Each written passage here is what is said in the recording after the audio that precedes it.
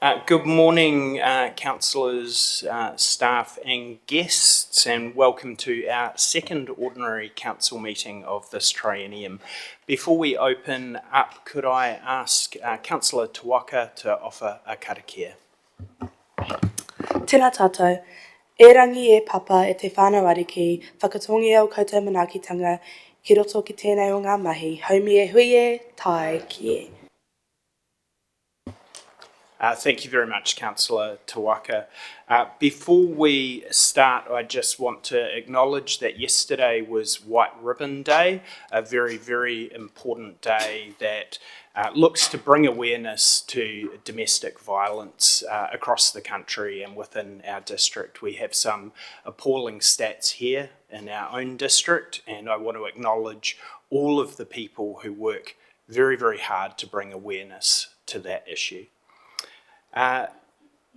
Move to apologies. Do we have any apologies for today? Appears to be none. I haven't been notified of any public forum, and I don't see anyone in the gallery. Is there any notifications of items not on the agenda? There appears to be none. Any declarations of conflicts of interest in relation to this meeting's items of business? Appears to be none. We will move on to confirmation of minutes for our last meeting. That is on page 5 of our agenda. Before we jump into any questions, could I have someone move that the minutes of the council meeting held on 12 November 2025 as circulated be confirmed as a true and accurate record of the meeting, moved by Deputy Mayor Sharon and Councillor Wallace seconded. I won't go through page by page, but before we take the vote, is there any questions on content? Appears to be none. I'll take the vote. All those in favour say aye. Aye. Against? Motion is carried. Next, we will move on to item 8, which is our community boards and committee reports. We have minutes from the Dannevirke Community Board, the Eka Tahuna Community Board, the Explore Pahiatua Community Committee and the Positively Woodville Community Committee. I'd like to take those in bulk to receive those. That's moved by Councillor Petty-Webber, seconded by Councillor Corlett. We will just jump into each of those just to see if there are any questions, starting with the Eka Tahuna Community Board. Is there any questions? Deputy Mayor Sharon. Thank you, Worship. I just have a question on point 4.3 where the declaration being made by David Smith was paused, and wondered, did we have an update on where that had got to? Thank you, Deputy Mayor. I'll pass to the Chief Executive. Yes, we've been corresponding with the elected member, the putative elected member, and have made clear to him that he needs to make a choice. The law requires the taking of a declaration before you can be seated, and I have explained that to him and explained the consequences if he does not. So we've said that he at the next meeting of the board, which is scheduled for 1st of December, if memory serves correct, that we expect him to make a decision at that point, and then we'll see where we are. Thank you. Thank you very much for that, Malcolm. Any other questions on the content for the Eka Tahuna, the Eka Tahuna Community Board? Appears to be none. We will jump back a couple of pages, page 14, to the Dannevirke Community Board. Any questions of content? Appears to be none. Explore Pahiatua, which starts on page 28. Any questions on content? Appears to be none. And the Positively Woodville minutes on page 53. Any questions of content? There appears to be none. I have a mover and a seconder for those in bulk. Is there any further discussion? If not, I'll take the vote. All those in favour, please say aye. Aye. Against? Motion is carried. Thank you very much, team. Now we move to item 9.1, which is the first quarter performance report. So I'd like to welcome up Tracy to the table. As we go through this report, I just wanted to let you know how I'll run this section, because there's quite a lot of information within this section. What I propose to do is to go through section by section. We will still operate in the same way, where we will have questions on that section, and then anyone will have the opportunity to make any comments. And then right at the end, once we've gone through it all, I will seek a mover and a seconder for the entire report. So hopefully everyone's comfortable with that. I have asked Tracy to provide a little bit more of an explanation on each of the sections, because I acknowledge for half of us sitting around the table, this will be the first time that you have seen this report. I strongly encourage questions within the report. Some of those questions may be able to be answered within the meeting, or we will provide answers after the meeting. So just to be clear, but I'd like to hand over to Tracy. Welcome. Good morning, everyone. So I'm going to give a brief overview. I'll take the report as read, so then we can dive into the detail on the back of your questions, but I will go through each page, most pages, not to talk to, but just to give you an understanding of what is on the page. So the essence of this report is that we track the 25-26 annual plan that was signed in, and we track our actual expenditure to date in reference to that budget that we actually rated and charged our ratepayers for. So the first page is fairly well just talking about the capital expenditure, which if you were part of the annual planning, you would recognise some of those high-hitting conversational points on that page there. And then into the next page, this is how our capital expenditure for 25-26 is tracking, highlighting that they're at the planning stage, they're at the close stage. Sometimes challenging around the phasing that we do a year out comparative to the actual capital plan that finally lands, because they need to be a little bit agile with what's being presented to them weather-wise and so forth. The other thing to note with the capital planning is that a high percentage of work is done through the summer periods, and the phasing on that project may well be evenly spread throughout the year in the budget. So we will see an underspend at the beginning of the period, and then we will start to close that gap over the summer periods, and then the year to go through to the end of June should be a lot less bumpy because we're at the end of those projects. You could ask, could we phase it better seasonally? Always something to look to for the future, but that's how the status quo reporting is done.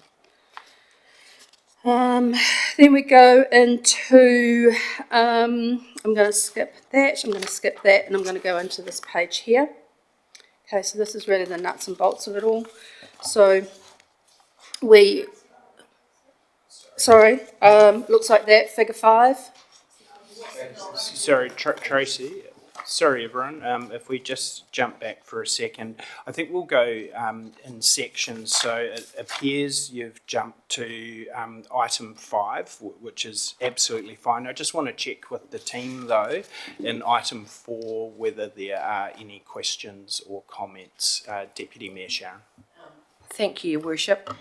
I've noted in section 4, Tracy, you've talked about the key highlight areas around transportation, and I appreciate the explanation you've just given us about the seasonality of it. Can I ask a question there, because I couldn't find it anywhere else? What's the impact been on our local contractors on the spending that's gone into this particular quarter? The fact we haven't done the work? Yeah. I can't talk to that. That's an infrastructure projects commentary of how it's impacting them. I'd have to go through the contract to see whether there was an inference that we would do that work there, or whether it's a budgetary approach where we have phased it and then left the capital project to talk to that phasing. But we can take that away as a question and potentially put that into the quarterly reporting, that effect moving forward. Thank you. I'll just pass over to the Chief Executive. Yeah, I'll just make an observation without getting into the detail, and the CFO will do that, but seasonality is not an unknown thing, so I would expect contractors to factor that into their business planning. Yeah. Thank you very much for that, Malcolm. Is there any, Councillor Johns? Tracy's District Universal Water Metering, is that still a project? Yes. Or is it being canned? Yes. Still on, thank you. I will just pass over to the Chief Executive. Yeah, it's still on the plan, but remember, Councillor, it's part of those things that I've put subject to review in terms of our implementation plan for handover to the three waters. So from my perspective, capital projects in the three water space should be reviewed. Most of them will go forward because there's a need for renewals and that. Something like metering, in my view, is still at large as to whether that's a necessary thing to do in the period up till the handover to the CCO. Yep. Thank you very much, Malcolm, and for the record, I support fully that course of action. Is there any other questions or comments on section 4 of this report? Appears to be none. I'll hand back to Tracy to start through page 64, section 5, please.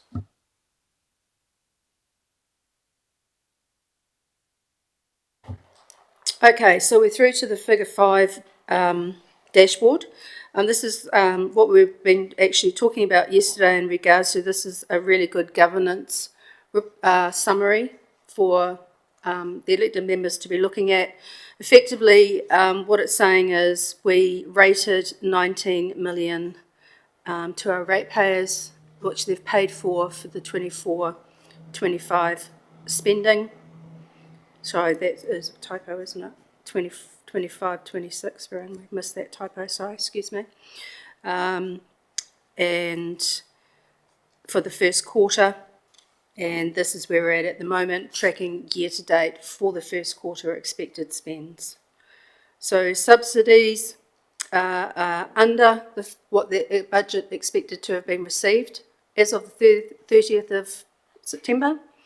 That's because the actual payment of the funding gets recorded when it's paid, and it doesn't get paid until we've completed the work. So they don't pay up front for us to go on with it. We've got to provide the plan and so forth and the capital work that's intended. So we're not at that stage yet where we've been able to ask for the grant because it's still in the capital plan after the first quarter. So that will come back in line as a timing difference. Operational costs down, overspend of 711. That's made up of the personnel costs underspend of 536, finance costs of 100, which is bringing a overall operational loss of the 1.4 being the result of all of these here. So we've spoken about the grants. The timing difference on the operational costs, again, is about phasing and actual expenditure. And again, with operational costs through a lot of the maintenance and the facilities work that occurs through the seasonal times of summer as well. So we'll see that coming back in line during the next quarterly reporting. A savings in the personnel costs, that's got to do with timing of recruitment. The plan had full year recruitment for a number of key projects, key positions, which due to market constraints and finalisation of rates and revenue, restructuring and so forth, have not been placed yet. So that is actually a year-to-date win. However, it will be repositioned to help us pay for the additional personnel costs that we have to spend for the LTP plan going into this year with the difficulties that we will, with the extra work we'll need to put in for that. So still personnel costs, reason behind it, slightly different now. We hedge our borrowings, so as per yesterday, we borrow money to, instead of charging the ratepayer $1 million to build, we borrow that $1 million. Finance costs for that. The net between what we bill the customer, the ratepayer, what we pay, what we borrow ourselves, we put that on the market and we get a better return on our savings for it. So that's what that's reflecting there, and it's reflecting that we've actually, through our Treasury program of hedging the interest rates and getting a better interest rate and locking ourselves into a long-term interest rate, we actually ended up locking ourselves into a much higher interest rate return for ourselves than what we thought we were going to get. So it's actually a win of 100k back to council for that Treasury program that we run. And yeah, the total at the moment, we're, because of the grants not being received, as spoken about earlier, we're in a net loss of 141. Pardon? Yes. Yes, sorry, to budget. Thank you. Any questions on that? Thanks very much for that, Tracy. So I already have one in the queue, Councillor Naylor. I think you actually answered quite a bit of it. I was wondering why the operation expenses were so high compared to budget, but I understand because I couldn't see where seasonality would fit into operating expenses. But now that you're explaining the operating expenses covers maintenance, that seems to have answered that. Just at the very top, where you said that might have been a typo, you've got year-to-date actual for beside each other, so perhaps 24-25 was the 24-25, and year-to-date actual, the second one is actually this one. Yeah. So I don't know whether that's correct or not, but that made sense. When I first read it, I thought that is 2024-25, and then the next one is 25-26.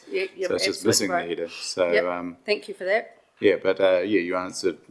I had a whole list of questions here from having read the report, but you've explained it very well. Thank you. Great. Thanks very much, Councillor Naylor. Deputy Mayor Sharon. Thank you, Worship. I concur that some of my questions were answered, but Tracy, through you, Chair, can I please tease out a little bit around 5.3? Tracy, you've talked about, I get the personnel, we haven't employed people, so that's brought some of the operating costs down. We've got a bit of maintenance going on, but in that sentence there you reflect it's mainly due to increased spending on maintenance and service delivery activities. For the benefit of all of us, what's in those three words, service delivery activities? Because you've explained to us that the transportation, it's seasonality and we haven't done a lot of work, but what's in service delivery activities that has increased our spending? Thank you. Wasn't ready for that one. I don't know actually. I will have to drill into that number. I can guess, but I don't want to guess. So, it is. Yeah. Sorry, Your Worship. It's a vague term, and for clarity, I think there would be benefit, even though it's the start of our financial year, just understanding what has helped contribute to that variation. Thank you, Your Worship. Thank you very much, Deputy Mayor. Are there any other questions on item 5?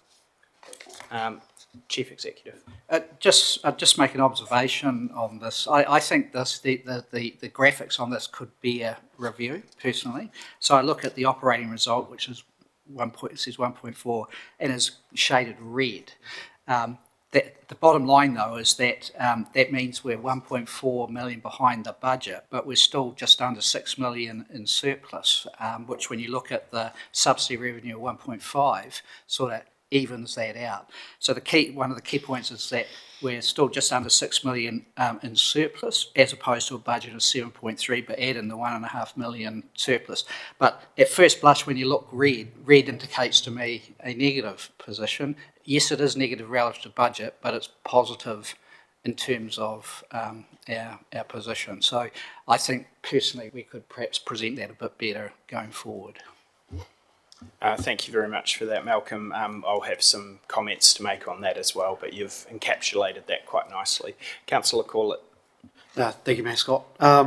Just one comment around the detail when it's presented. It'd be good to see if there was a sort of budget piece in the bottom of each part where you speak to it. Then we can sort of see what the overspend looks like on a year-to-date perspective, so maybe as we're tracking.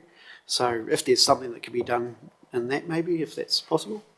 Yeah, just something small to say, this is our total budget, this is what we've spent and where we're tracking and why we've tracked to it. So sort of explaining what you've done, but in a visual method we can read on here. A good idea. That is currently under construction. Yeah, it started. It's still being tested through the system.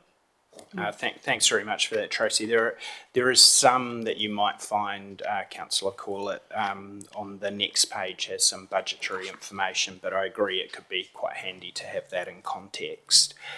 Is there any other questions before I jump into a couple that I have? No? A lot have been covered, so thank you very much, and thank you for this part of the report, Tracy. I did just want to jump to item 5.4. 5.4, which just to dig a little bit more into the personnel costs. And there's some further commentary as we run through when we get into the individual budget lines. I suppose my question is, will this continue to be favourable? Because often the commentary will say we have spent less than what we intended because we haven't had staff, so the organisation's gone through the strain of dealing with things without having those staff members. But I'm keen to understand whether we can bank some of those savings. I think that would be the preference for us to say we've been through that. We have managed to run with fewer staff that may have had some impacts, but not have necessarily a desire for us to try and catch up that spending. I'm just very interested in your thoughts on that. Yep, through you, Chair. I don't believe that it will be underspent by the end of the period with the LTP additional personnel costs that we're going to incur through that.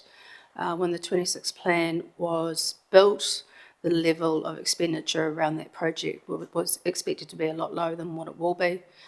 So I think I've seen it as an opportunity that by not recruiting in the beginning of the year for those positions has allowed us to spin and use that advantage into those bigger projects that will happen over the rest of the financial year. Thank you for that, Tracy. I think this is worthy of some a deeper dive, and we can have a discussion with the Chief Executive around that, but appreciate what you're saying. Thank you. I did just want to make a general comment, and I'll open up if anyone else has any other general comments, and it reflects what the Chief Executive mentioned. Absolutely a favourable variance, one where we've spent less money, is a good thing in my view, and something that should be celebrated and highlighted.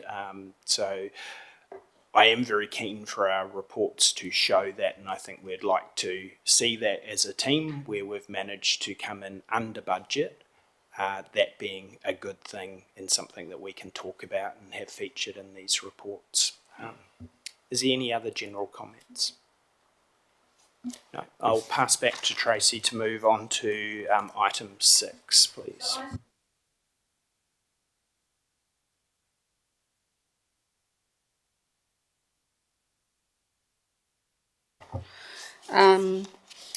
This is the line by activity, not line by activity. I think this is more quiet reading for yourselves, and I will sit there for questions when you've done your quiet reading, which you would have done already.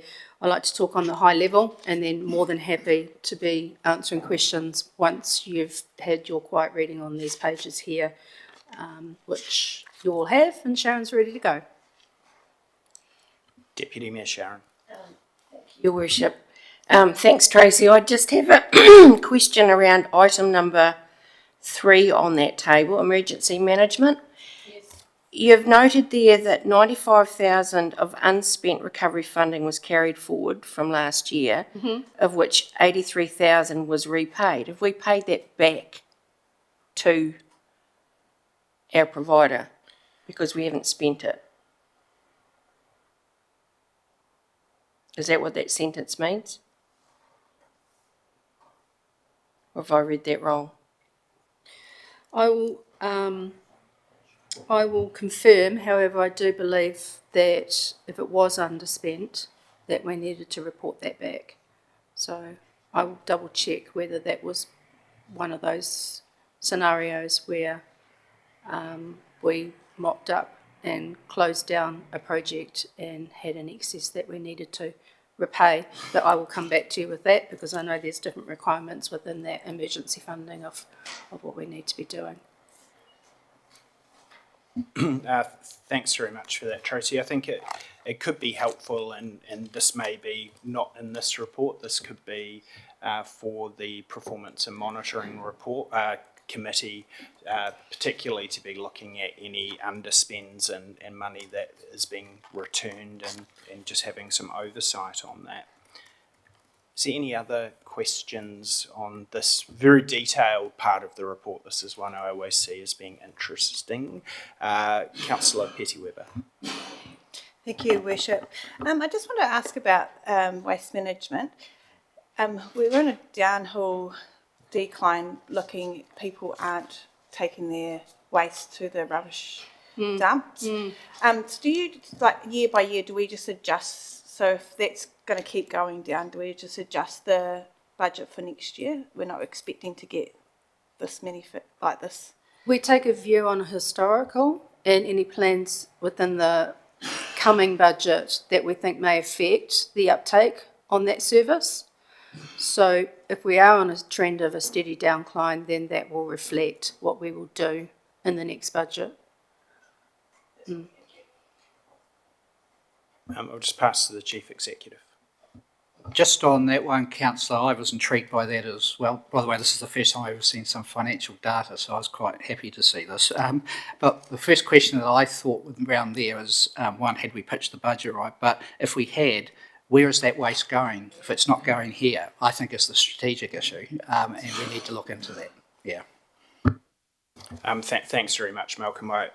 I highly agree, and I think it would be very handy to look into this in a bit more detail to understand also the relationship with the fees and charges that have significantly gone up in those areas, but looking at those versus the costs to council for fly tipping expenses, and I think it's a whole holistic picture. So thank you for raising that, Councillor Petty-Weber.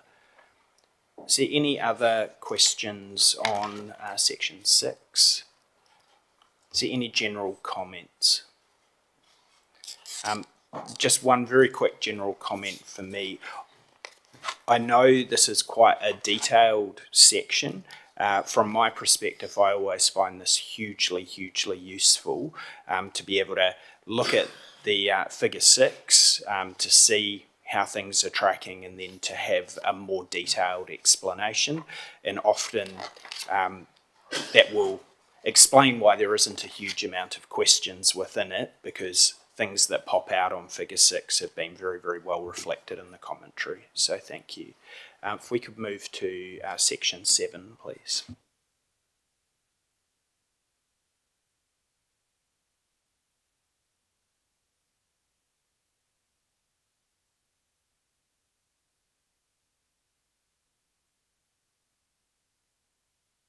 Sorry, through you, Chair Scott.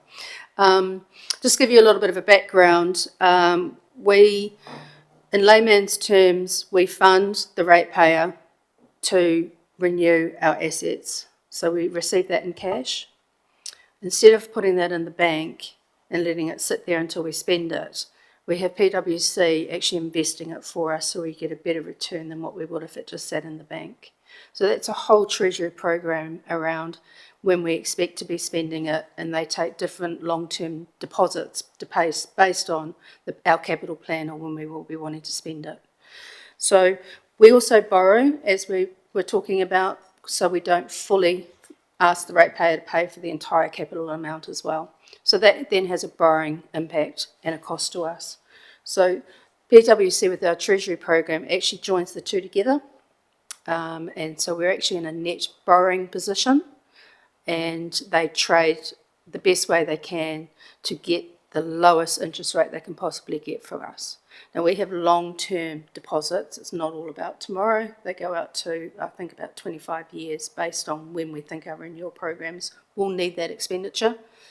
And the interest rate markets go up and down, as you know, because the OCR and the mortgage rates and everything, it's all interconnected. And what they're trying to do is get clever and say, I want to pay this money back in 25 years' time, and I'm going to promise I'm going to pay it 5%, even though today you're telling me I'd have to pay 7%. So if it all works out well, by the end of the 25 years, if they still want us to pay 7% and we promise to pay 5%, we win. It's cash in our bank. It was a really good deal that we made with the money market. This is what this report's reflecting.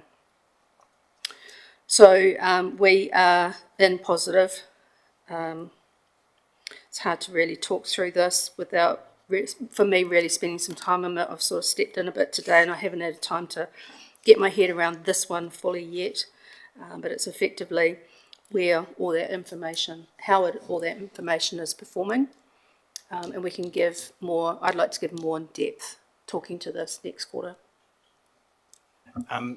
Thanks very much, Tracy. As a team, we will get very, very familiar with these reports as we go through, and in terms like hedging and swaps and all of these things that for some of you may not be aware of, you will become much, much more aware of them. This is a really important part of our overall governance and monitoring. And absolutely, I agree, it would be good in our next quarter to spend a little bit more time within this. However, there is some very, very good information contained within the report that should be of use. Are there any questions on section 7 to start with? Are there any general comments on section 7? Just my only comment, looking at figure 7, particularly the interest cost performance, and not a question, more of a comment. This is something I always watch very, very, very closely. What this effectively does is shows how effective some of our hedging has been, and adding in the unhedged rate, which has become a bit more of a recent addition, is really helpful to see how we're tracking. We have been living in fairly uncertain interest rate times. We've gone in the last triennium from a very, very low interest environment to, in comparison, quite a high interest rate environment to heading on the downward spiral. Some of that hedging has been quite helpful for us to be able to budget and have some predictability. So there's a lot of work that goes in there from the team. If there's no further questions or comments, we will jump to section 8, please, Tracy.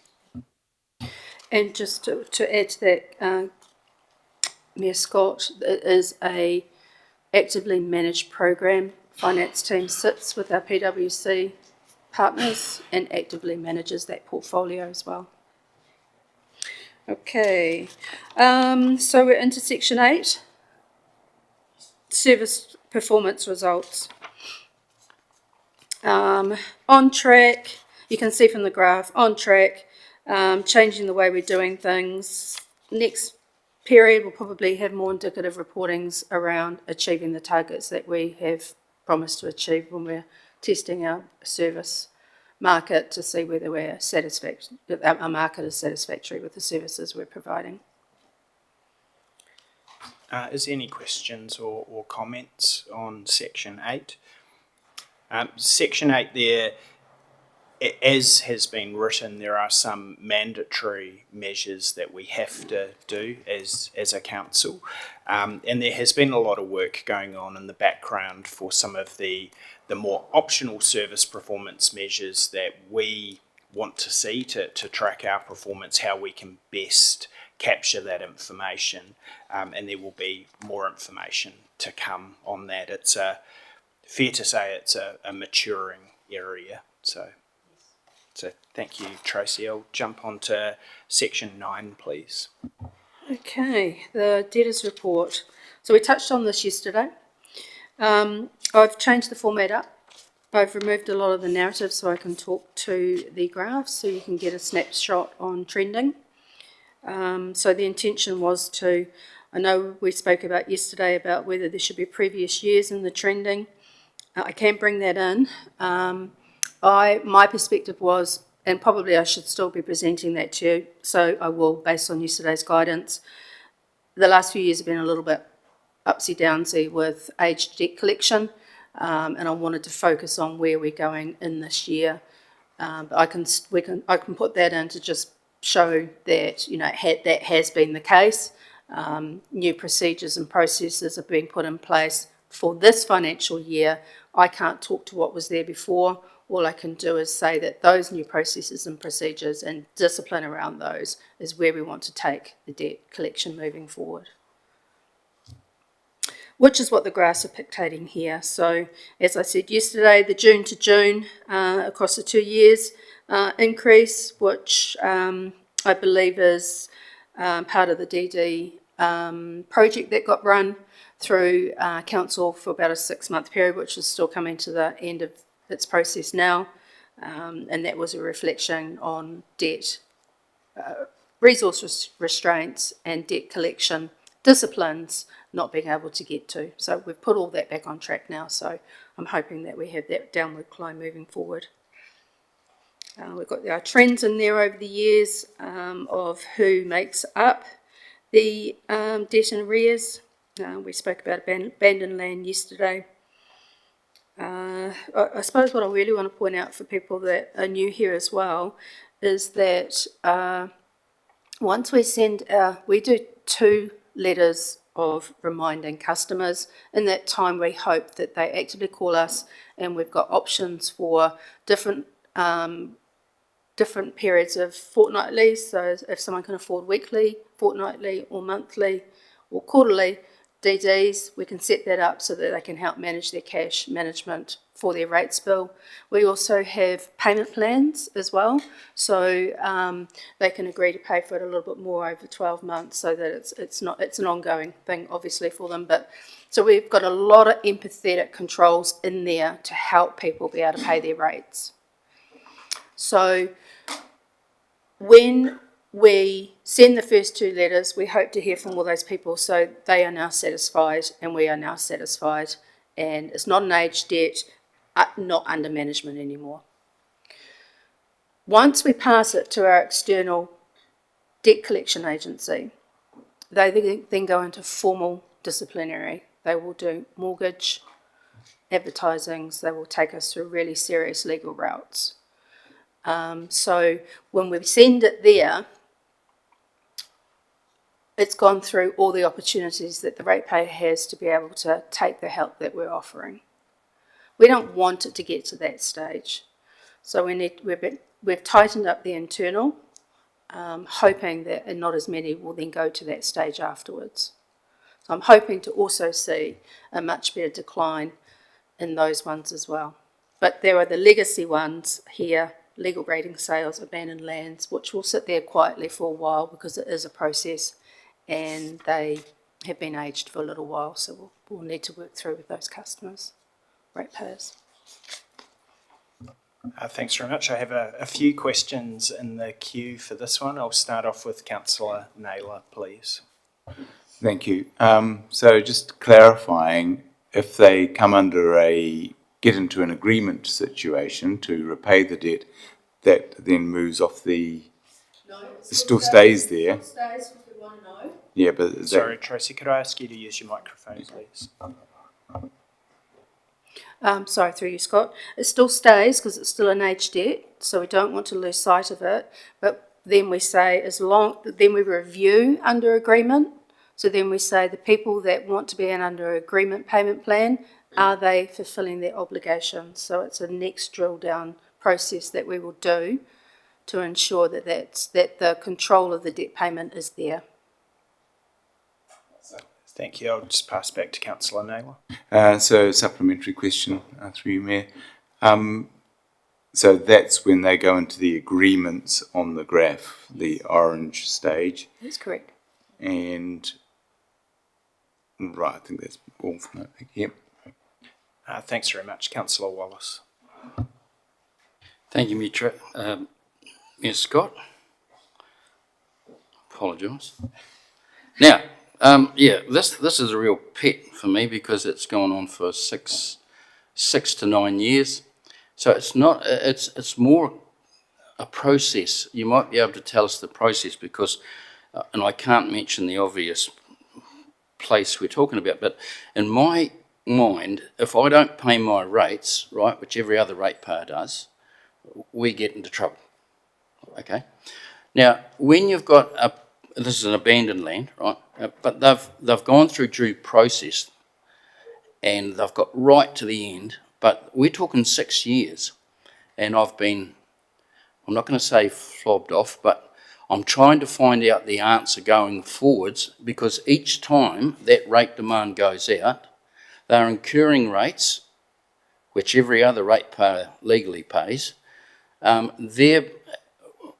I can't understand, like on that board we had yesterday, the legal thing down in the left-hand corner, but there must be a time where they've crossed the line and speed it up and make it better for everyone in this district and get it done. Is there a process, or is it the same process? I'm probably saying, in simple terms, if we change nothing, nothing will change. And in 6 years, nothing's changed. But they're incurring rates, obviously, every quarter. Thanks, Tracy. It has changed. The procedures that I was explaining before is recommended business practice of the best way to reduce debt in a timely manner and conclude. When the harder ones, empathy factor goes scaled up through the roof because these are people's homes. Abandoned land different, but these are people's homes. So then it extends again because we spend a lot of time trying to help that person to be able to afford to pay their overdue debt. So that's for when we, on one side of it, which is why those harder ones sit there. The abandoned land, we are now fully reviewing as part of a weekly activity with our external DMC people and talking to those points and tracking the progress activity that is occurring on those types of aged debt. We now have the resource to be able to look at that on a weekly basis. Yep, just if we can make sure it stays to a question, please, Councillor Wallace. The question is then, so this is abandoned land, right? Okay. So the question is, there is a new system in place, like you just alluded to. To you, a new process in place starting this year looks very similar to what it used to be when it was worked on. So the capacity stopped, the regularness of being initiating those actions to keep moving it forward and to make final decisions. So the process is fairly well the same, but the activity around it has now come back to business practice. Thanks very much for that, Tracy, and thanks for the question, Councillor Wallace. Just so I can understand that really clearly, Tracy, is what you're saying, just to make sure I'm crystal clear on it, that it is now actively being worked on, so we should start seeing more movement in those areas. That's exactly what I'm saying. Thank you for the clarification. Councillor Petty-Webber. Thank you, Worship. I'm just on 9.5, just trying to understand the accounts receivable. It's the graphs, these two graphs. Keep going.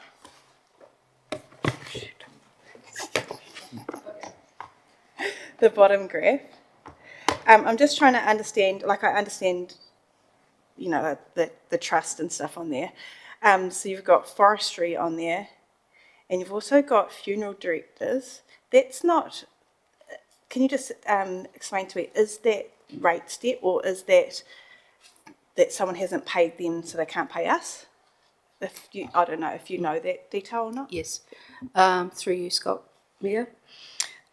These accounts receivables, so we've got two systems that we debt collect on. We've got the rating system and the water billing, which is rates, and then the accounts receivables are payments for all the other services that we provide that is not rated, so all fees and charges. So the funeral part of it is the burial, the what do you call it, license. So these the point of this graph was to show that of the total debt, we've got a handful of key players that are driving that number significantly, which is supposed to give the reader confidence that as a majority, our customers using our services and paying fees for those services are all paying. That was the purpose of that. Yeah. Thanks very much, Tracy. I just want to pass over to the Chief Executive for a comment. Without getting into the specific circumstance, as a matter of principle, the obligation on a ratepayer is to pay the tax. How they fund that is their issue, not our issue. So if they are saying, or in a particular circumstance, that their revenue is not sufficient, that is a business implication for them. It's not relevant to us, and that's the policy I intend to implement. Yeah. Thank you very much for that, Malcolm. Just one thing to add on here,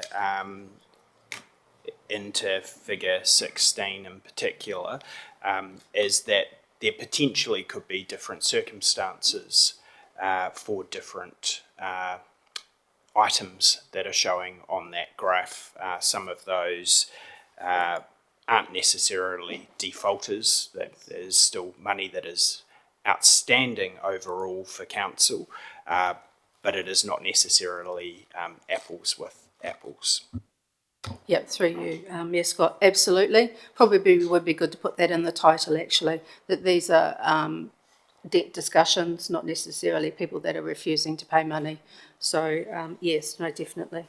I probably also, moving forward, maybe I'll just put initials there as well. Yeah, yeah. Thanks very much for that, Tracy. Is there any other Councillor Corley? Thank you, Mayor Scott. Just one, I don't know if it's appropriate to have in here, but in regards to rates exemptions, is there, if there is any, and if they exist, can we see that as a loss to the rating area? I don't know if this exists. I believe it does. It's not in here. It was more of a question that if there was rating exemptions, can we see that in some of this data? You can see it in, no, you probably can't. You probably have to look at the annual report for that. If you guys, elected members, if you would like that to be in there, we can, if you think it's appropriate. Thank you very much for that. I think it's a very good point that Councillor Corlett has made, and what I suspect he's talking about is rates remissions, which we have policies around rates remissions. That could be an interesting thing to see, and for a couple of reasons. One, I think some people may have a perception that that is much larger than what it actually is. So it allows us to be able to have those conversations.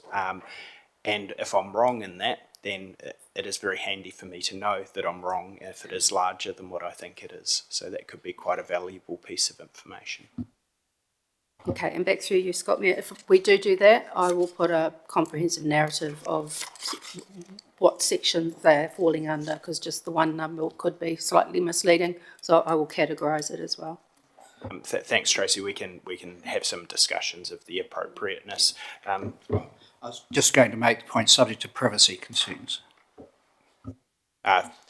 Thank you. There'd be absolutely zero desire, I think, from anyone in governance to see anything at a level of individual names. So I appreciate that. I'm more talking about categories. Any other questions in that section, team? Then I'll just ask Tracy to move to section 10, please.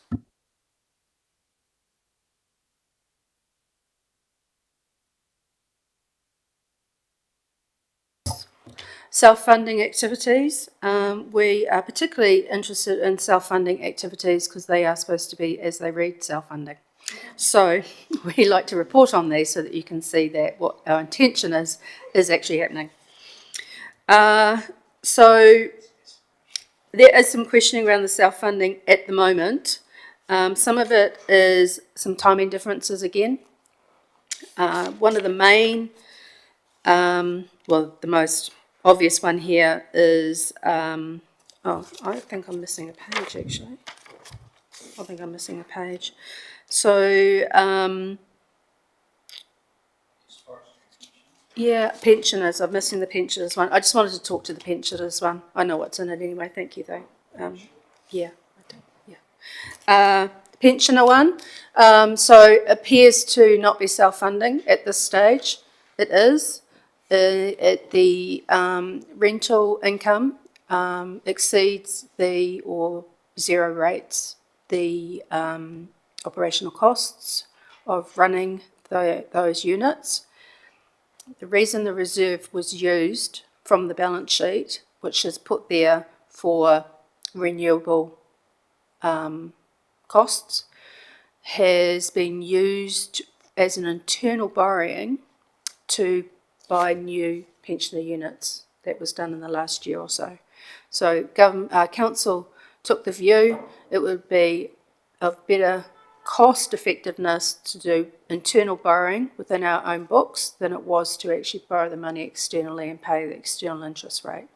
So the rates ongoing from there, we have a repayment plan going back into that reserve to bring that that depreciation renewable cost back in. Thanks. I'll hand over to questions in a second, but I think this time I might just jump in first with a couple.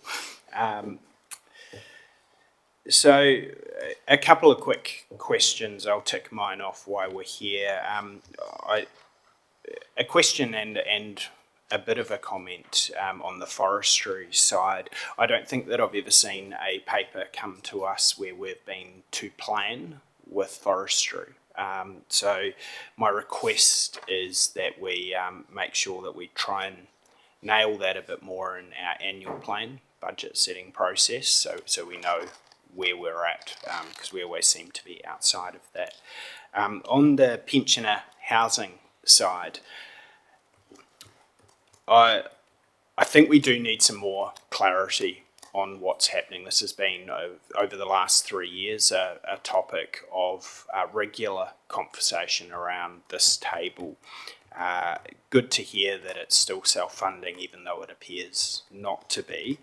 I do just want to clarify a point that you made, though. It seemed like you were saying that we had done some internal borrowing for new units, which my understanding is I didn't know if that was in the last 12-month period. We did some refurbishing. Okay, no, that's fine. We have spent quite a lot of time in the last term making sure that this was a self-funded activity.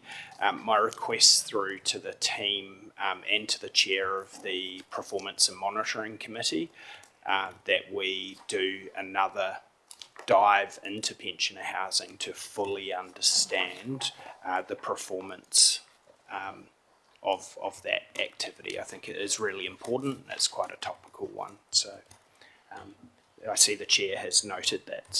So thank you. Is there any other questions on this, Councillor Amble? Thank you, Ms. Scott. Kia ora, Tracy. I just want to go back to the forestry. Would you be able to outline what the unplanned contract costs are and if they're linked to any external factors such as inflation or storm events?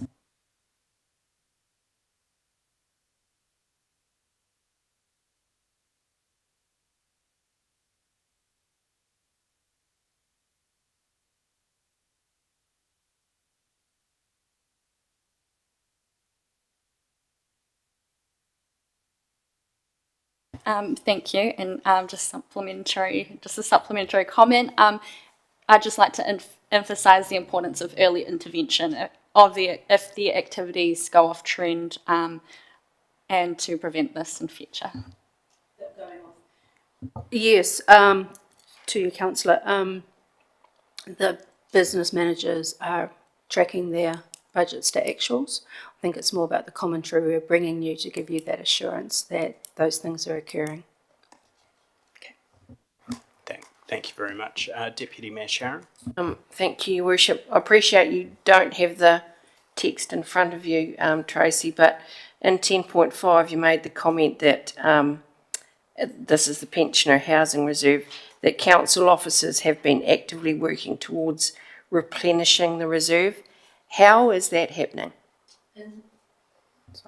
In the rating model, we make payment back into that actual activity to repay the debt. So that is a change because the reserve is getting tapped out.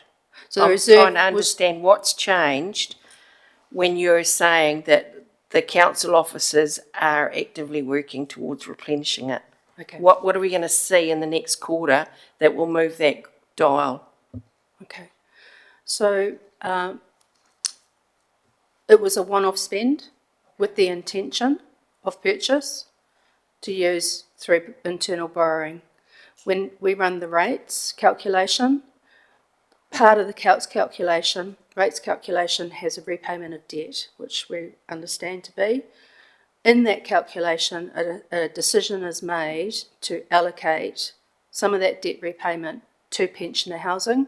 When it is allocated specifically to that activity, it will directly feed back into that reserve, which then sits in the balance sheet as money in our back pocket again, ready to spend when we need it.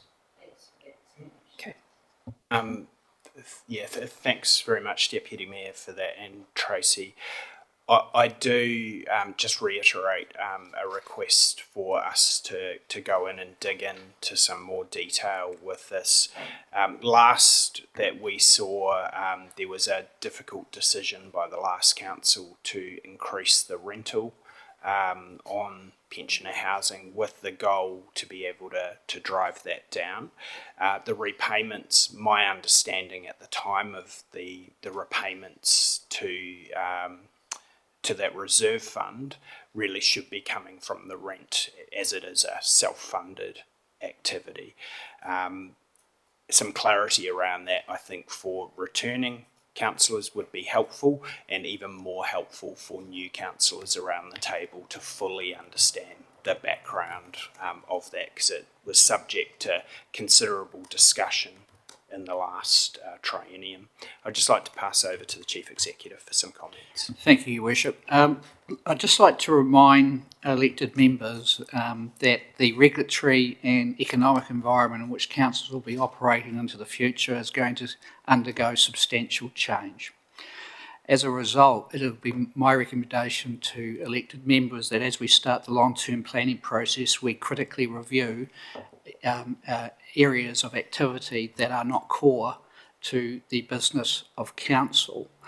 at first I've seen the detail around the forestry. As a business investment, it seems woeful. And then there are issues around cross-subsidisation of issues around with rates. And in a rate capping world, that is going to be something that will require critical review of elected members. I also, and we'll talk about more of this afternoon, but I do also observe that the Local Government System Improvements Amendment Bill has been reported back from Select Committee. It now it has a definition of core services. Neither of these activities meet that definition. So the regulatory environment will change. Thank you very much for that, Malcolm. It is clear in this 3 years we will have some difficult conversations ahead. Councillor Johns. Thanks, Your Worship. Just on forestry, we exited it. Basically, we've exited forestry by selling Birch North Forest a year or two ago. The remaining forest is at Kaipararo, and that's our water catchment. There's a small one just outside Dannevirke. There's a road reserve. They're not forests in the normal sense, but I suspect that some of this, I don't know, but this cost here could in fact be more attributed to roading, in that it's been a handy way for the roading guys to get additional funding to deal with trees that are on the roadside and put the cost into forestry rather than into roading. But without knowing the facts, I don't know. But basically, we're not in forestry. Thanks very much, Councillor Johns. It's a good point that you've raised, because it's quite an expense for something that we're apparently not in.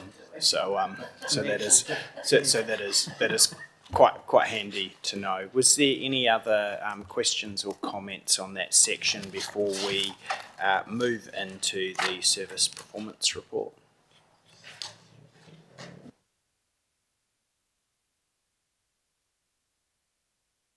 Appears to be none. Tracy, this is part of the report here, our service performance report for the period ending 30th September 2025. I might take this as a bit of a bulk. We do have some work to do. One of the advantages of running through a long-term plan process as well is we actually get to have a look at how fit for purpose this is. Is there any comments at all within the service performance report, noting that it is reflecting on the previous council? Councillor Corlett. Thank you, Mayor Scott. Only around the number of not achieved, really, just looking at it. And I know the public do look at this in the long-term plan and annual plan. They see a lot of the information where we set a target and we don't achieve it. We set a target and we don't achieve it. And it's been pretty consistent for at least the past 6 years that I've had a good look through. It would be good to really look at these targets, see what we're really failing on, and build some real sort of KPIs around how we can develop this and change this, in the future, because how the public see us is, in a bad way in general when they look at this. Thank you, and I quite agree with those comments, Councillor Corlett. I hesitate to look over to my left, but this could be also quite a good piece of work for the Performance and Monitoring Committee to do a deep dive into. I promised you, Deputy Mayor, that you would be busy. Is there any other commentary? Councillor Naylor. Yeah, I struggled a little bit when I was going through this to see how many things we were monitoring, and there was a lot of stuff in there that is not measured until the end of the year or later in the year.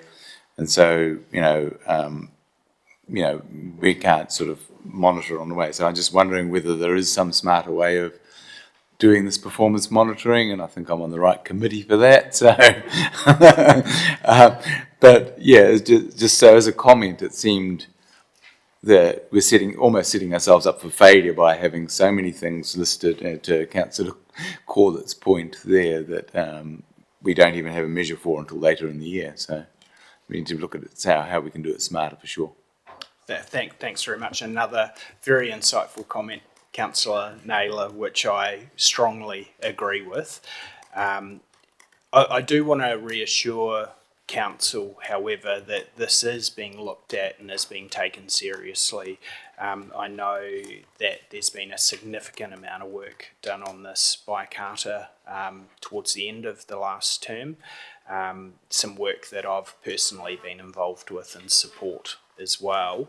But I do think that we need to have a close look in the committee to make sure that it's reflecting what we believe it should be. So, and I see a nod from Carter down the back, so thank you very much, Carter.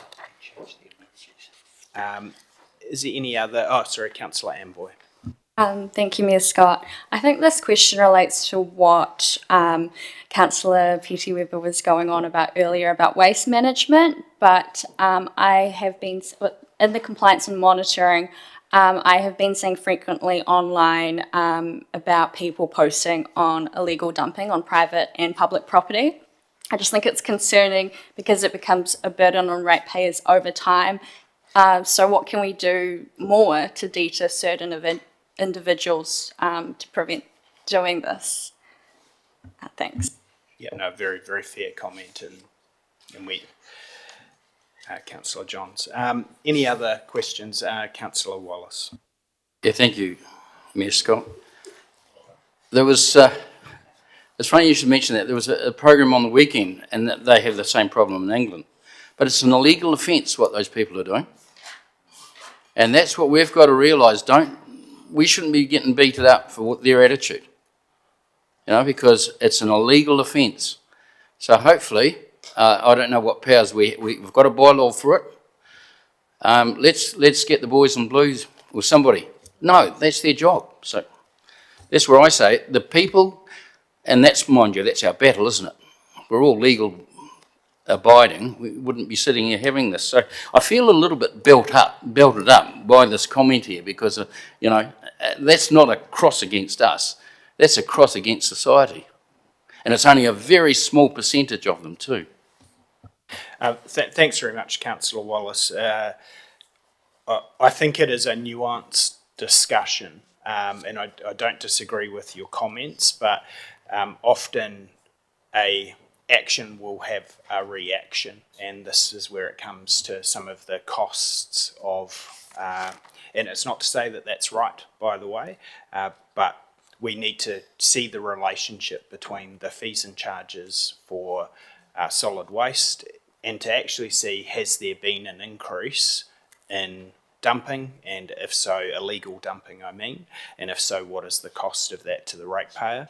We need to have assurance as a council that compliance and monitoring and enforcement is happening, but this is a wider discussion than the service performance report, but I certainly appreciate your comments. Is there any other questions? Councillor Johns. Thank you, Mayor Scott. One of the factors that could be in play as far as the lower level of refuse at the transfer stations is purely economic factors, and without a deeper dive, we don't really know. And thank you, and there could well be a deeper dive into that, and I'm just thinking of what committee that may fall into, but it could actually fall into district growth. We will see. There are some regulatory responsibilities to take a tiny bit of pressure off the deputy mayor. Is there any other questions or comments? Appears to be none. I'm going to seek a mover and a seconder for the recommendation back on page 57 that the report from the Senior Financial Accountant dated 10th of November 2025 concerning the first quarter performance report, period ended 30th of September 2025 be received. Moved by Councillor Johns, seconded by Councillor call it. Is there any further discussion? Appears to be none. I'll take the vote. All those in favour, please say aye. Aye. Against? Motion is carried. Tracy, thank you very much. Appreciate your time.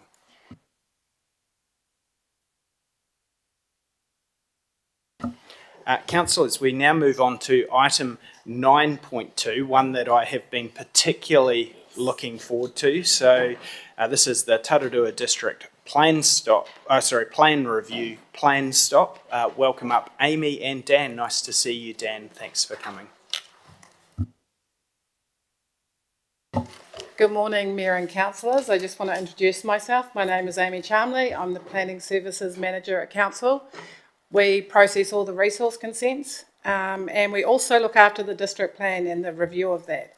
We were 80% of the way through our district plan review when we had the plan stop announcement by government in July, which then came into effect in August.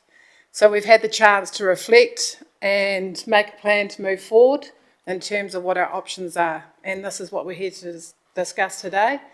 And we'd open the floor to questions. Thank you. Thank you very much. Before I kick off into questions, I did want to thank yourself, Amy, and clearly Dan has had involvement in this. This is a really good piece of work.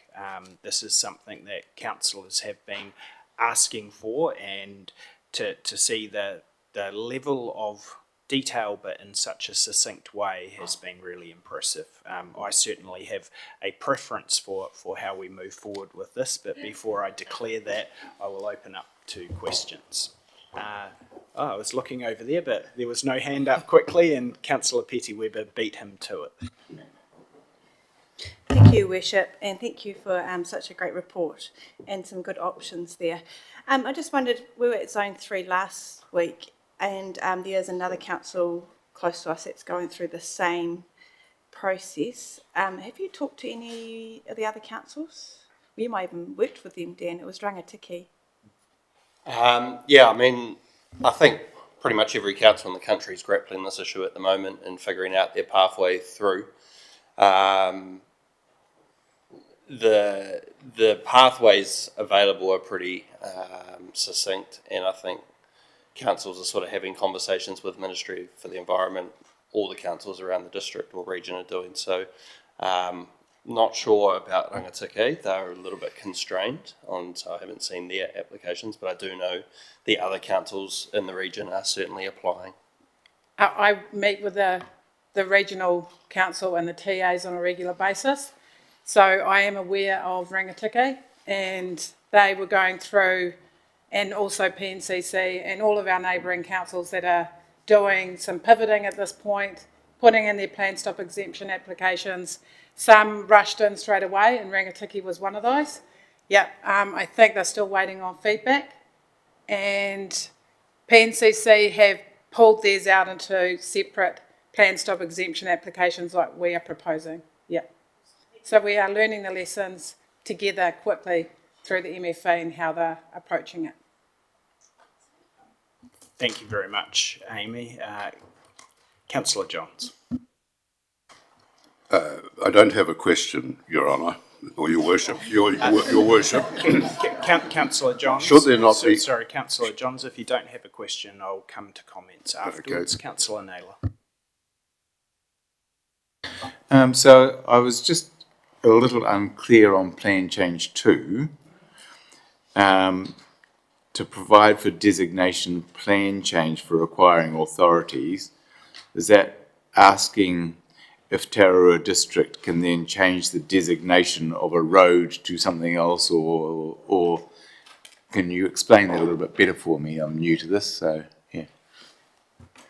So basically all the required authorities at council, all the ministries, justice, education, all those sorts of things, for core infrastructure, that's protected by a designation.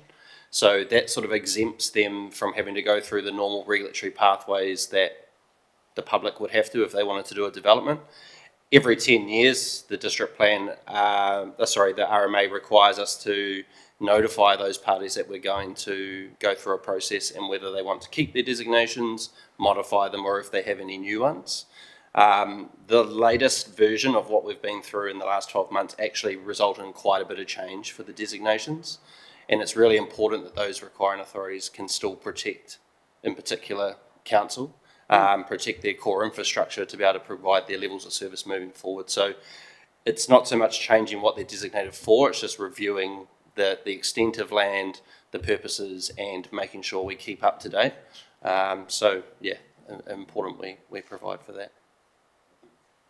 Very nice, thank you for that, Deputy Mayor. Thank you, Worship. Item number 7.7, Amy and Dan, you've indicated additional funding is going to be required, but it looks like we've anticipated it in this coming financial year. The deadline that you've reflected in here is to the end of 2027, so will we be able to get all the work done in the next year that we've already funded, or will we be required to extend? I'm just concerned about the length of expenditure that's going to be required to get this finally sorted. Thank you. We have done 80% of the work, but there is still 20% of the work. So the first step will be that we would fund the exemption applications, which would go in front of the Minister. If they get approved, then that would trigger the next. So it all depends on our Minister's decision, really. And we won't spend unless we have the green light. It's unlikely to have it finished by the end of this financial year, June. Yeah. June. Be unlikely to get through hearings and that whole process in less than 6 months. It'd be unlikely. So it would project into the next financial year, just to, if we go that far. Thanks very much for that, Councillor Amboy. Thank you, Mayor Scott, and thank you guys for this report. It's very insightful, but I'm just wondering, have we received any feedback from iwi farmers or developers about these proposed changes, or does that fall under consultation? That does fall under consultation, but we did do a lot of work leading up to that. So we had the urban growth strategy, which we consulted with. We also had the draft district plan review, which we also engaged with our community around all of our town centres. And yeah, so we have a lot of, there's been a lot of engagement so far. Thank you. Any other questions? Would it be useful to summarise where we're at for the new councillors, Mayor Scott? Absolutely, Dan. Feel free. Yeah, so I guess just for the new councillors, the district plan is obviously the rule book that governs what people can and can't do with private land. Required to review it every 10 years. We were basically at the point of about to come to council with the final full district plan review for approval for notification. About 3 weeks before we were to do that, the government decision came out, which basically put a stop to the whole project. So if you think of the district plan as a document this big, pretty comprehensive 18-month, 24-month process up until that point, which is extensive consultation with a lot of different parties, with council departments and all of that. What you see in this report in terms of the two plan changes is probably 5% of that overall district plan in reality. So the whole project itself is kind of still parked because it doesn't meet the exemption pathways because of the impending legislative change. So for us, we essentially can see a pathway through to get our zonings up and running to provide for growth, because that's important for the district. And that's basically the small chunk of the overall project that we've sort of segregated out. We'll pivot slightly, put it into its separate process and move forward. Very good. Thank you very much for that, Dan. That was really helpful. Any other questions before I look to comments? Just a very quick question. I just want to make sure that we are absolutely right on the recommendations that have been put forward before I seek a mover. I think I know who that might be. So having a look, 1.1, 1.2 makes sense, and then we jump back down to 1.1, 1.2, 1.3 and 1.4, which is absolutely fine, but and we can renumber those as we go through. It was the 1.3 that talks about council suspending its review of the district plan, which was commenced under Section 79 of the RMA. Is that your recommendation that we pass that, we suspend that and then move to 1.4, or is this an either or? I just want to make sure we don't accidentally pass a resolution that wouldn't be helpful.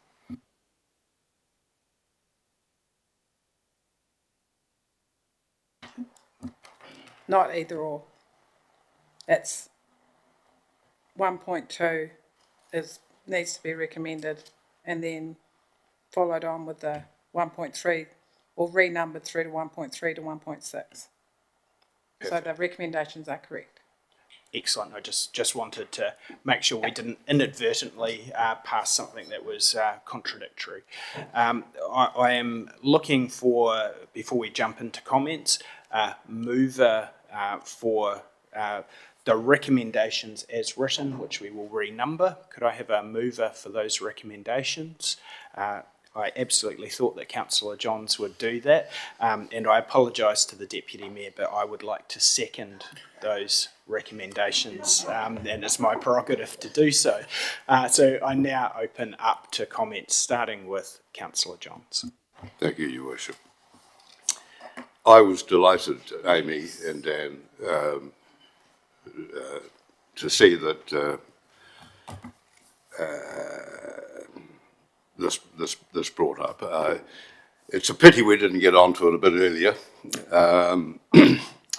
However, we've done it, and I just hope it's successful, because it's going to mean a lot to this district. If we're not, we're probably 2 or 3 years behind where we could otherwise be in terms of providing for housing growth, which is, as I understand it, the primary reason for the government bringing in the plan stop was to speed up the process of building development.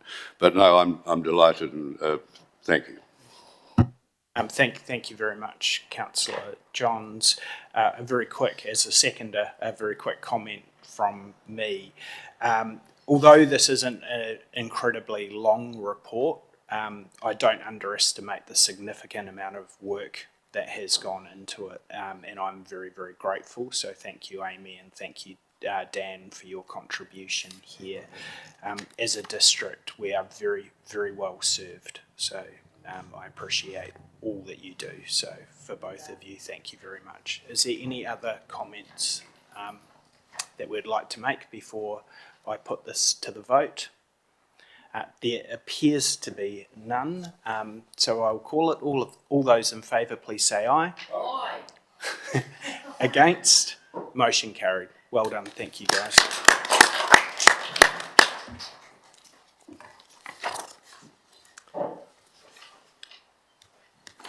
And with that, we'll move on to item 9.3, which is page 133 of your agenda.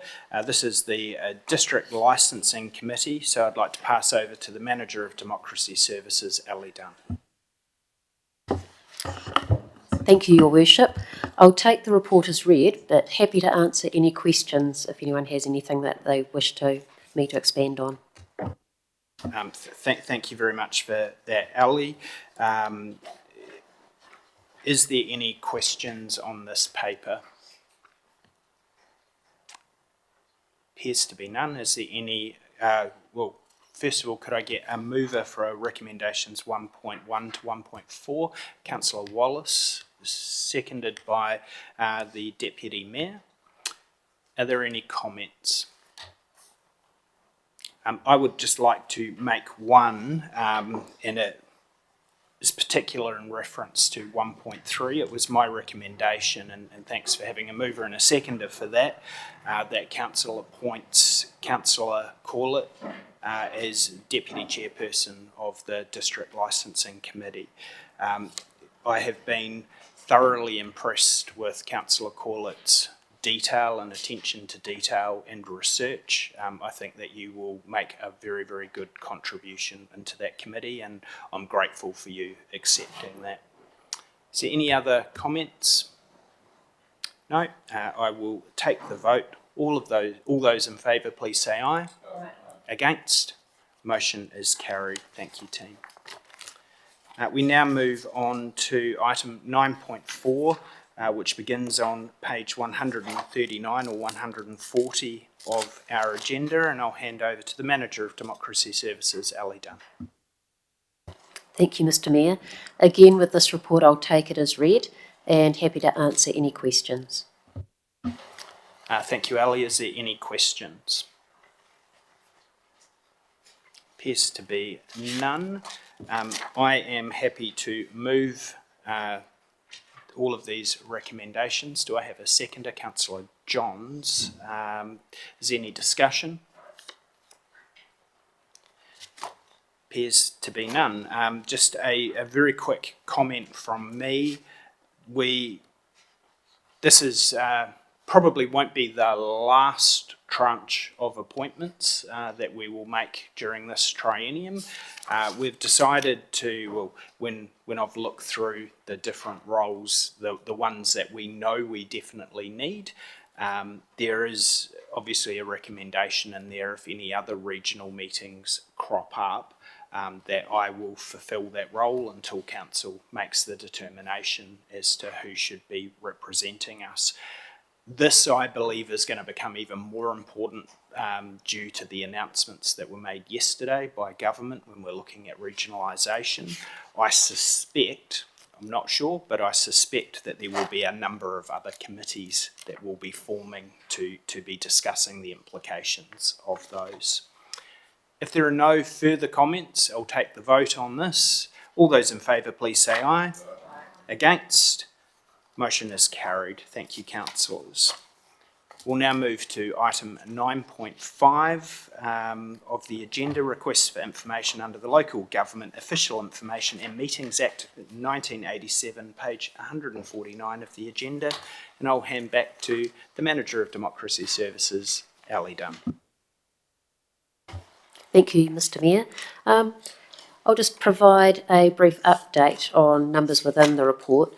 Since writing the report, we have received additional Lagoima requests, but we've also closed off a few, so we now have 5 Lagoima requests in progress.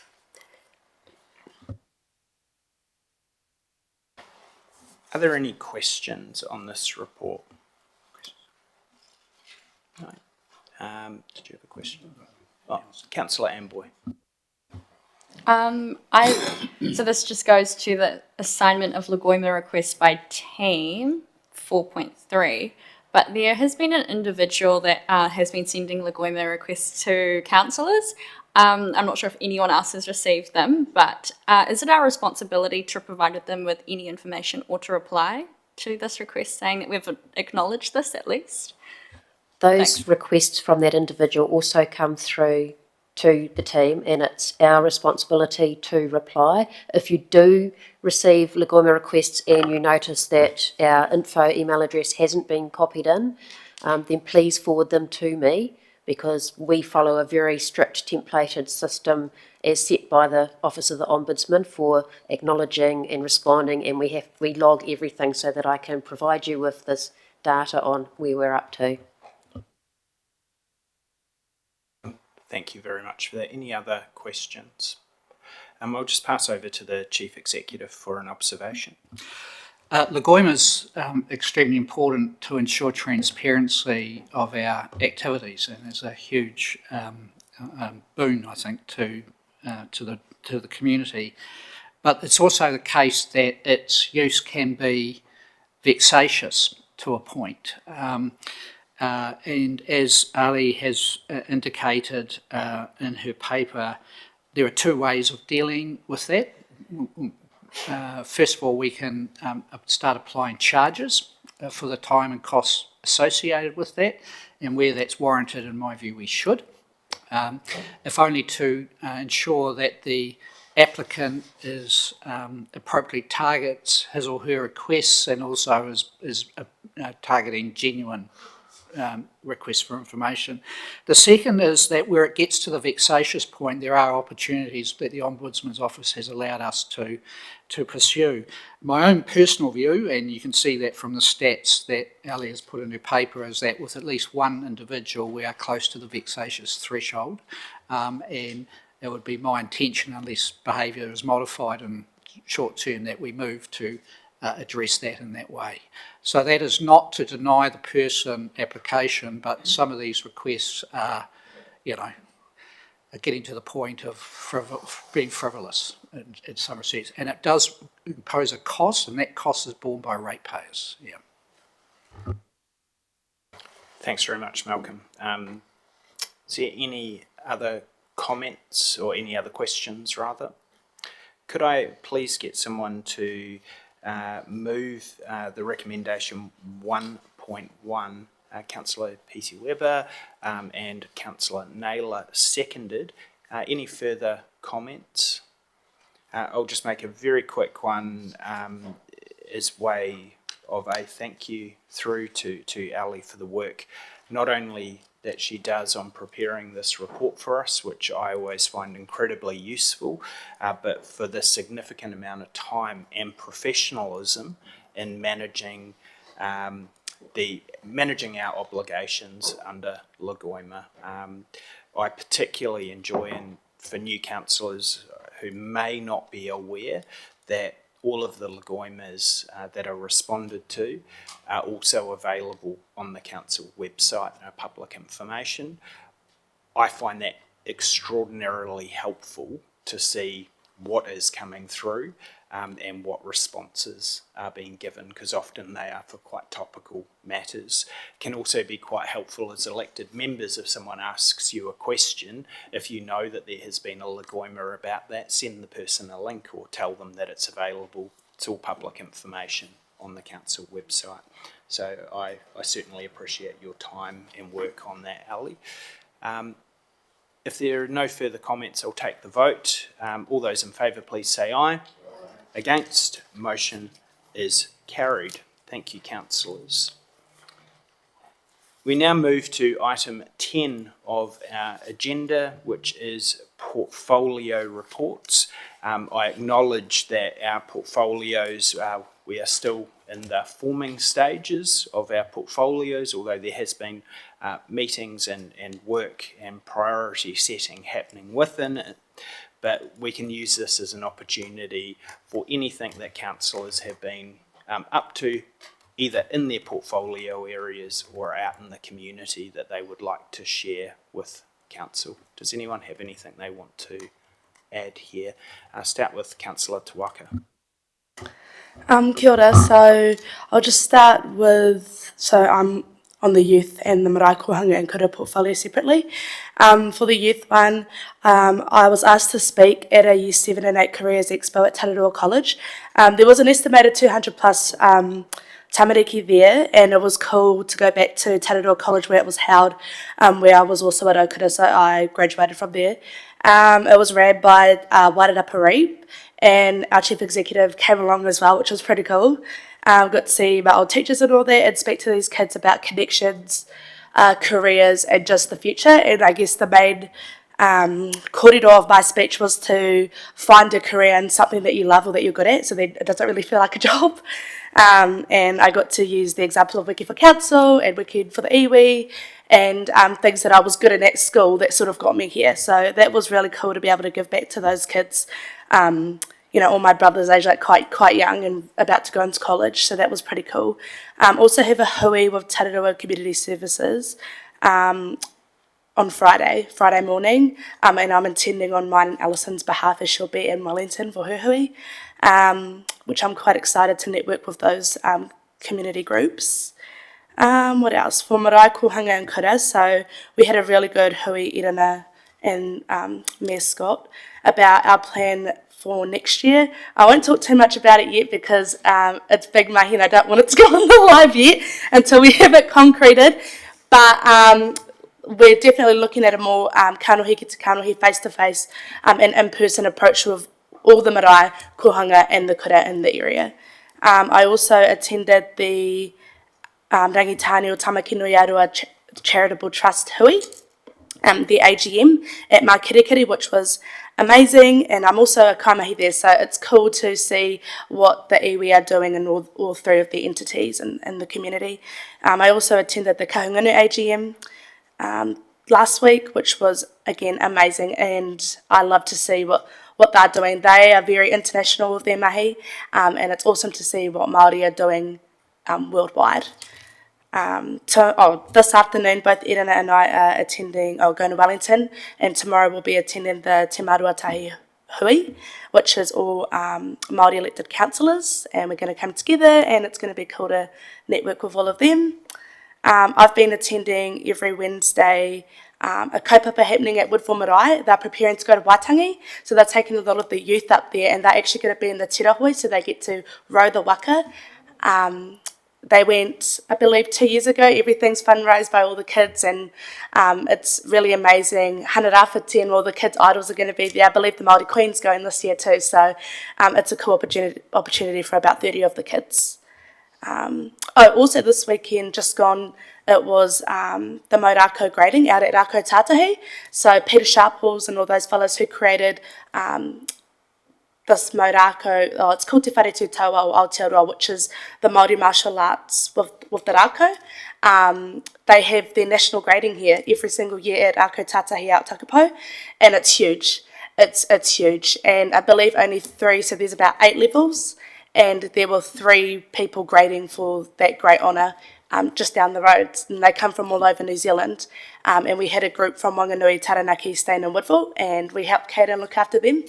So yeah, there's been a lot going on. Māori like to have all their kaupapa in the summer, so we're pretty busy, but it's been really fun. Oh, and I also went to Ikitahuna the other day for the White Ribbon Riders, which was cool. Make them some sausage sizzles while they drive through. Yeah, thank you. Thanks very much, Councillor Tuaka. A fair bit there, so thank you for all you're doing in the community. Councillor Pete Weber.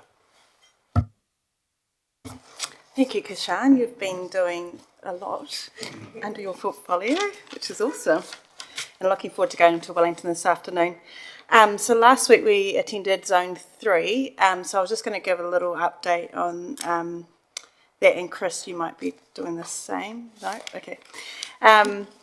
So it's the same co-chairs as, so we voted them in, so it's Mayor Andy Watson and Craig Little, the co-chairs for Zone 3, and Craig was also voted in for National Council to be our representative for Zone 3. They did quite a few interesting sessions. The mayors around the district, which was really interesting about what projects they've got going, their focus, and Ms Scott did ours on local water done well, which was really interesting to see what others were doing as well. So I learned a lot there. They talked about the DIA spoke about local government reform and rates capping. We had also did a visit to Te Ao Tūranga, the Manatū Tararua Highway, and we had one of our locals, James Kendrick. He spoke about the relationship that iwi had in that space, and we know that project had a huge iwi influence, and they all worked together, and it was amazing. So that's my update on Zone 3. Thank you. Very, very helpful, and saved me some talking, so I certainly appreciate that, Councillor. Councillor Amboy.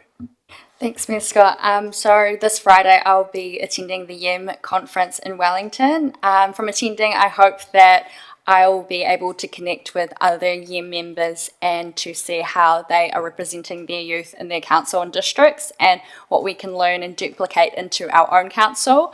Unfortunately, I will not be attending the hui with Councillor Kishan at the Tararua Youth Community Services, but in saying that, we are Councillor Kishan and I have started drafting a proposal to engage with youth in our district. So more information to come. And just in terms of communication and consultation, Councillor Peter Naylor and I will be working together closely on how we can focus on consultation and what it would look like, especially during the long-term processes. So that's all from me. But Thank you very much, Councillor Amboy, and I look forward to the update on how young elected members goes, and also looking forward to working closely with both of you on communications and consultation. Deputy Mayor Sharon. Thank you, Worship. Just a couple of items that probably won't be covered off by others. So with my Akatio Pongaroa hat on, I attended their final Pongaroa Way to Go committee meeting on Monday. They've had a very busy and very successful year with a number of activities. There are a number of unresolved issues out there that I would prefer to discuss with the Chief Executive and your Worship prior to engaging with other officers to offer some support and guidance out there. But they're all in good heart. It's the biggest committee that they've ever had, and it was a pleasure to attend their final meeting for the year. The only other item I want to report on is at the request of Mayor Scott, I had the privilege of attending the official opening of our new Cancer Society Hub, Centre of Excellence. It's been gifted a name by Rangatane. It's got a number of labels on the door. Those who know where Chris Southgate used to operate out of, they've purchased that building. They've got a fantastic, much bigger space in there that's able to support a few more people being able to work out of there. So it was a huge event. I was really amazed at how many attended, but as I reflected in my speech, you know, it just goes to show the depth of investment that the Cancer Society and all of those agencies that collaborate with it have in our community, and it's certainly a very strong signal. It was lovely to have a number of our previous mayors here, including Rowley and Tracy, and there was a fantastic acknowledgement of how everyone has worked together, particularly the volunteers. I think the support groups, the daffodil days, the escorting patients to treatment, it's indicative of the value that that particular agency and that organisation has in our community. So it was a very happy and moving event. So thank you for the privilege of allowing me to attend, Mayor Scott. Thank you, Deputy Mayor, and thank you for representing Council so well. Was there any other portfolio reports, Councillor Johns? Thank you, Mayor Scott. Just regarding positively Woodville's Christmas parade, you're probably aware of the update, and those of you who weren't aware, due to approximately a $10,000 traffic management cost, Positively Woodville opted not to have a Christmas parade, but a market day in the park. 3 or 4 other individuals felt that we needed to have a parade. We've had a parade for the last 80-odd years, and took it upon themselves to organise a protest parade with floats. NZTA got wind of this, I believe, and a net result has been a Palmerston North traffic management company has offered to carry out the traffic management at no cost to Positively Woodville, and as a consequence the parade will continue as normal. Thank you very much, Councillor Johns. I'll come to you in 1 second, Councillor Wallace. Just to comment on that, it is a very, very good result for Woodville, and it is great to see that each town who traditionally does a Christmas parade will be legally doing a Christmas parade. So very good result. Councillor Wallace. Yeah, thank you, Mayor Scott. Yeah, that's what we're all getting involved with. We're not going to be doing anything illegal. So yeah, just three things. One is we're going to, on Friday, Mayor Scott and I, we're going to it's not a rededication, but it's an upgrade of the Boar cenotaph at Nordswood.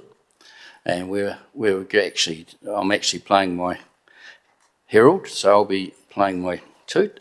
And it's quite a moving thing. I don't know if you guys have been to Nordswood. There's one at the beginning of town.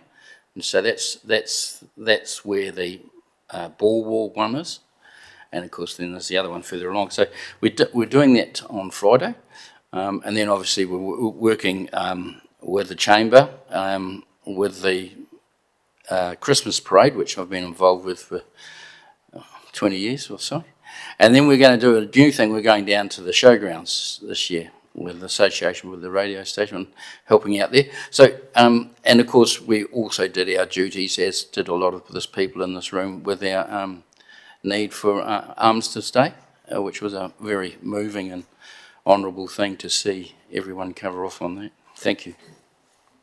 Thanks very much, Councillor Wallace. And just to comment on that, yes, thanks for mentioning the rededication or the upgrade of the Boer War Memorial.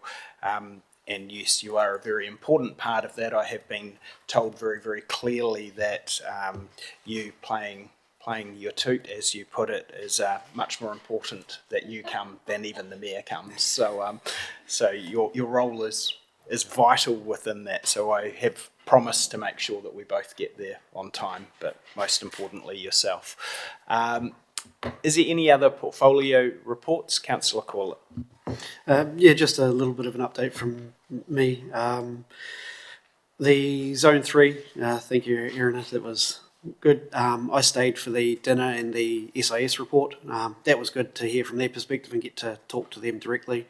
They're very open to ideas, so it's a lot around the security and protections of New Zealand, so a little bit different to our internal thoughts here, which is good to see here, and I'll sort of keep an eye out here because that's the sort of environment that I lived in. We also had the white ribbon, which was really good to see and go through and support, and just good to see the community out there, you know, with them and being part of it. We have upcoming the Ikitahuna Christmas Parade on the weekend, so on Saturday that'll be running through. We have to pay for our traffic management, so we're doing that. We did it wrong, obviously. And then on the 5th, we have a piece for rural with the RRT, so the Rapid Relief Team that are coming to support local farmers in our district through the Tararua who were impacted with flooding and damage from the severe weather that we had come through. Thanks very much, Councillor Corlett. And thank you, councillors, for the update. It is still my intention, once we more formalise our responsibilities, that we will be using this section as one that will be providing formal reports to council. But until we have that started, probably in the new year, once everything's all formed, this is a nice way to share what we are up to. Same for item 11 that we'll move on to, which is mayoral matters. A lot that I will cover has been covered, which I think shows how we're working as a great team of 10, because a lot of the things that I've attended, there has been at least one councillor also attending. But to go through those quickly, we had a rural and provincial sector meeting, which I attended along with the Deputy Mayor. Within that meeting, we were told by the Minister for Rural Communities that we would be getting some gifts coming before Christmas, so much so that we may be running around, I think the quote was, like our pants were on fire. I think that there is definitely some flames starting to appear from yesterday's announcement, with another 2 very, very significant announcements that are imminent. So we learnt a bit more about what regional councils might look like, which we will have a lot more discussion on. Resource management reform will also be coming, my understanding, before Christmas, and rates capping. So we will have a lot on the agenda. Straight after that, I attended a Mayor's Task Force for Jobs meeting in Wellington, which was very valuable. Managed to get back in time and saw Councillor Tawaka at the Rangatane or Tamaki Nui Arua Charitable Trust AGM, which was very valuable. Also attended the Ngāti Kahanunu ki Tamaki Nui Arua AGM, which was also great. Zone 3 has been very, very well covered by the councillors that attended. It was a real privilege to go to the White Ribbon Riders, be there to welcome in the White Ribbon Riders in Ekatahuna, along with Councillor Tawaka and Councillor Corlett.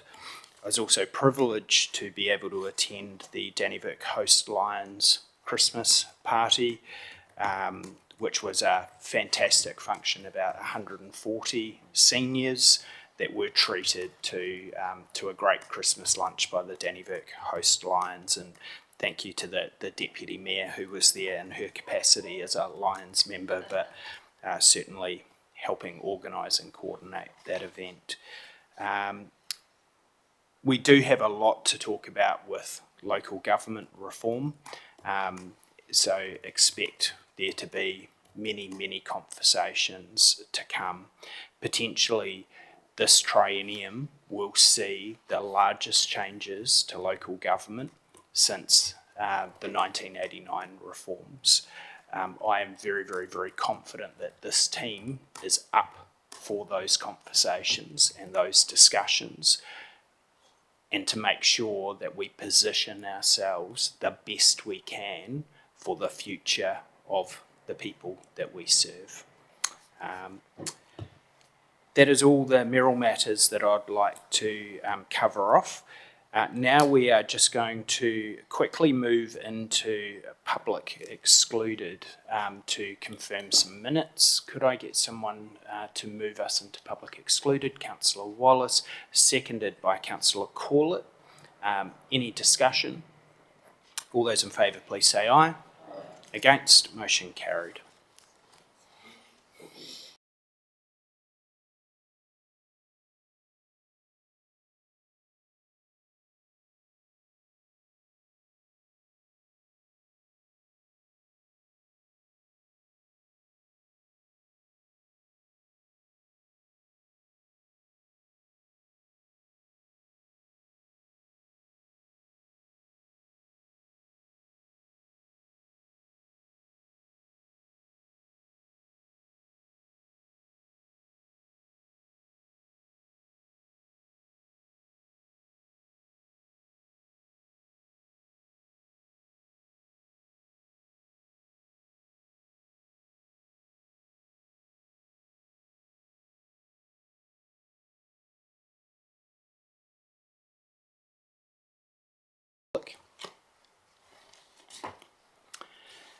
Thank you all for your attendance. We have covered a lot in this meeting, and I really appreciate everyone's contribution. We have one more council meeting that we will have this year. But with that, I now declare the meeting closed. Thank you.